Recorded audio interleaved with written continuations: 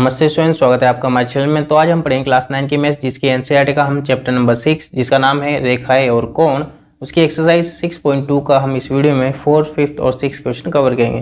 तो वीडियो शुरू करने से पहले मैं आप सभी लोगों से रिक्वेस्ट करना चाहता हूँ कि आप हमारे चैनल को सब्सक्राइब करें, इस वीडियो को लाइक करें और ज़्यादा से ज़्यादा शेयर करें। तो चलिए शुरू करते हैं। तो 4th क्वेश्चन है, आकृति में यदि पी क्यू समांतर है एस टी के और कोण पी क्यू आर बराबर 110 डिग्री है। पी क्यू आर हमारा 110 डिग्री है और पी क्यू क्या है, समांतर है एस टी के। ये पी क्यू है, ये एस टी के समांतर है, ठीक है। और आर एस टी बराबर 130 डिग्री है। आर एस टी बराबर 130 डिग्री है। तो हमें ज्ञात करना है Q R S. Q R S यानी कि ये वाला कोण हमें ज्ञात करना है, और ज्ञात करना है हमें, बस यही ज्ञात करना है। तो हमें संकेत दे रखा है, बिंदु आर से होकर एस टी के एक समांतर रेखा खींचिए। तो बिंदु आर से हम एक समांतर रेखा का निर्माण कर रहे हैं, ये लो। तो ये रचना करनी है हमें, तो ये रचना में हम लिख देंगे कि क्या करेंगे, आर से हम एक समांतर रेखा करेंगे जिसको हम के मान दे देंगे। यहाँ पे के नाम दे दिया हमने, ठीक है।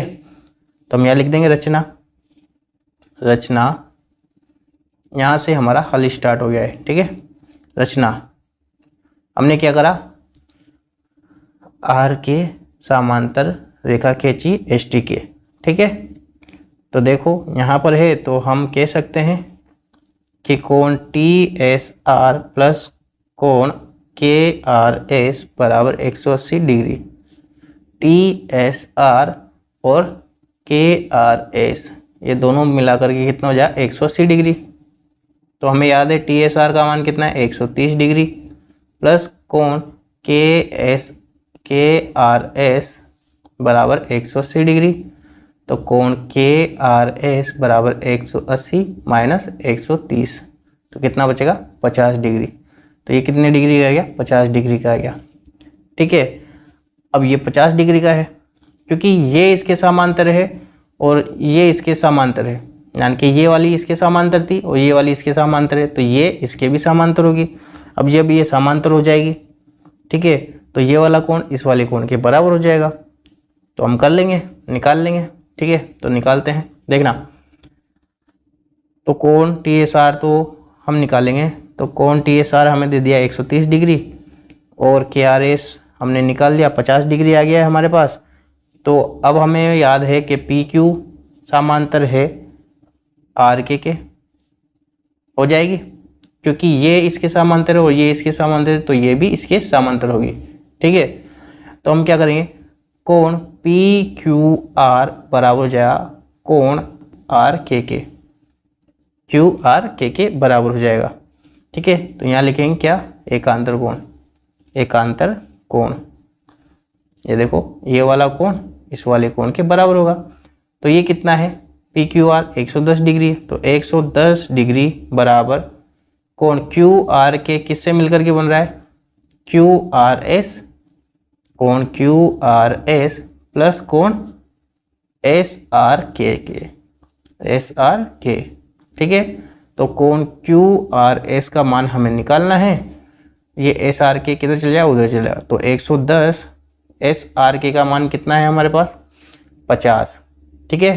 50 आया, तो इधर प्लस का है, उधर जाएगा तो माइनस का 50। तो कोण क्यू आर एस बराबर 110 में से 50 जाएगा तो 60। तो यही हमसे पूछा था और हमने निकाल लिया है। ये कितने डिग्री का है, 60 डिग्री का है।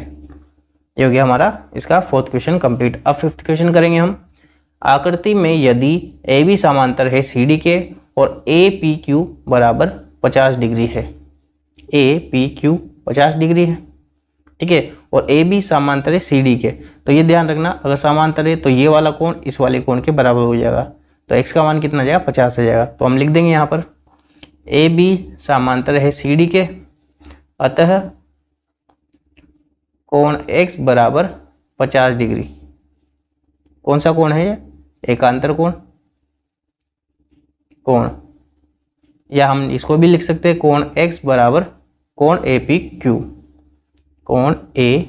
क्यू, और फिर हम लिख देंगे नेक्स्ट स्टेप में x बराबर 50 डिग्री, ठीक है। अब हमें क्या है कि ये वाला कोण भी इस पूरे कोण के बराबर होगा, अतः और तो हम लिख सकते हैं यहाँ पर कि कोण ए पी आर बराबर हो जाएगा कोण पी आर डी के। ये कोण ए पी आर ये पूरा कोण इस वाले कोण के बराबर हो जाएगा। क्यों? क्योंकि ये क्या है, एकांतर कोण है, एकांतर कोण, क्योंकि क्या है ए बी समांतर है सी डी के।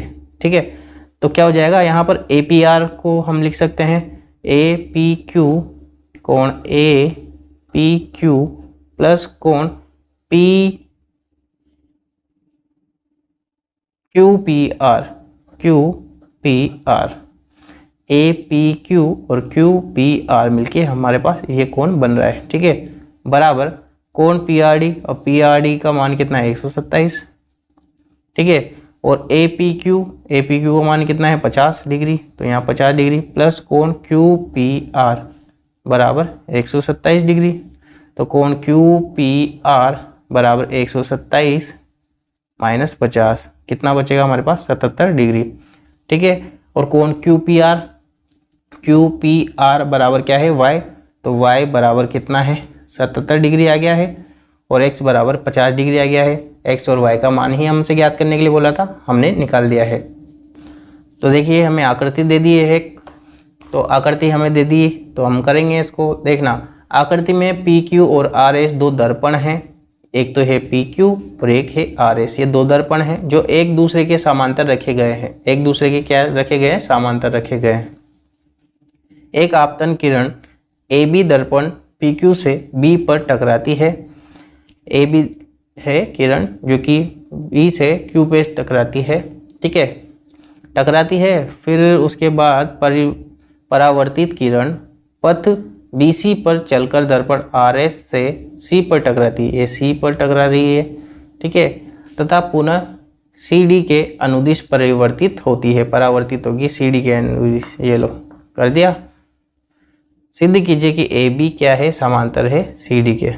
AB समांतर है CD के, ये हमें सिद्ध करना है, यानी कि ये इस वाली के समांतर है। तो हम करेंगे, देखो सिद्ध हमें करना है AB समांतर है CD के, तो हम रचना करेंगे।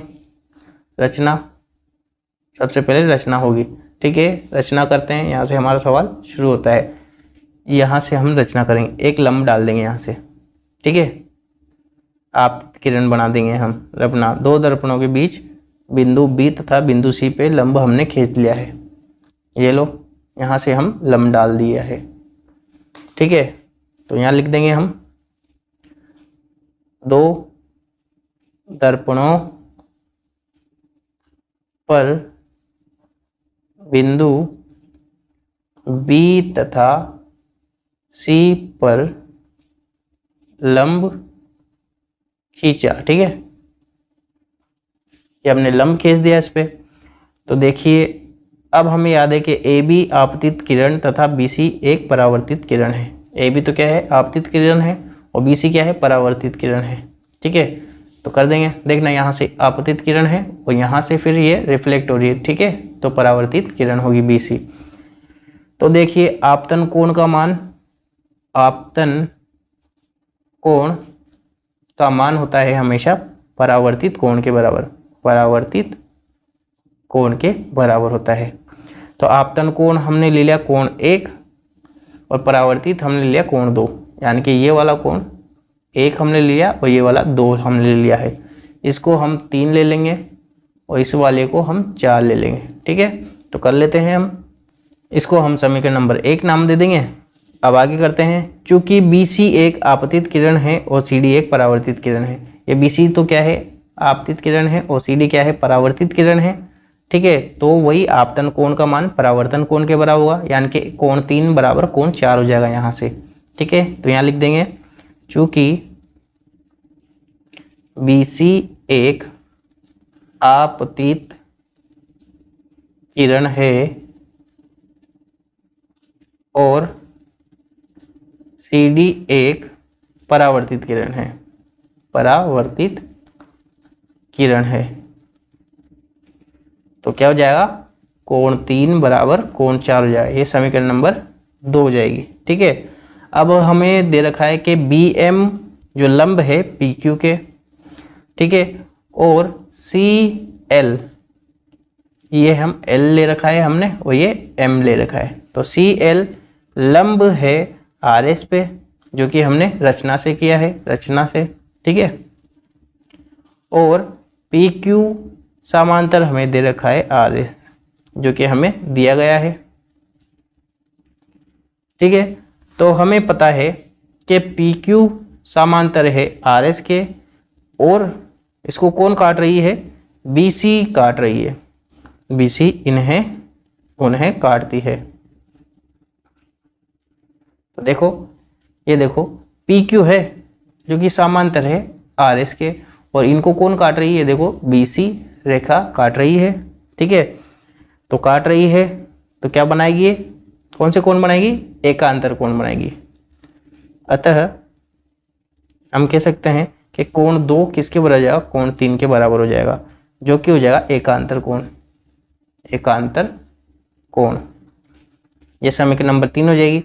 कैसे हुआ एकांतर कोण, देखना, ये दोनों क्या है, समांतर है, और इसको BC काट रही है, BC काट रही है, तो जो कोण ये 2 का मान है, इस कोण 3 के बराबर हो जाएगा, जो कि कौन सा कोण हो जाएगा, ये एकांतर कोण हो जाएगा।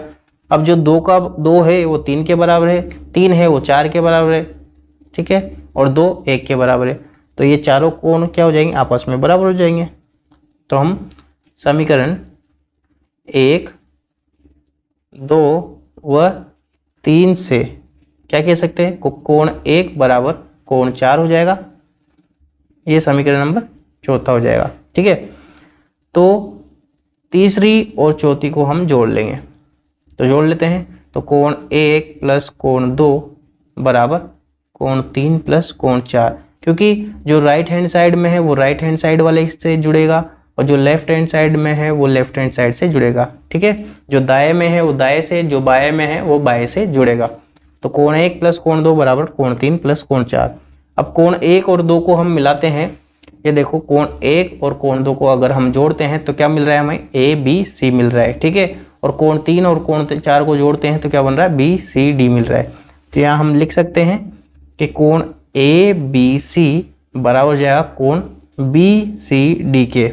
अब जब ये दोनों कोण क्या है, एकांतर कोण है, दोनों कोण क्या है, एकांतर कोण है, ठीक है। एकांतर कोणों के युग में ना, तो ये भी क्या हो जाएंगे, एकांतर कोण हो जाएंगे। और अगर एकांतर कोण हो जाएंगे तो क्या हो जाएगा, जब ये एकांतर कोण है तो हम क्या कह सकते हैं कि AB समांतर हो जाएगी CD के, ठीक है।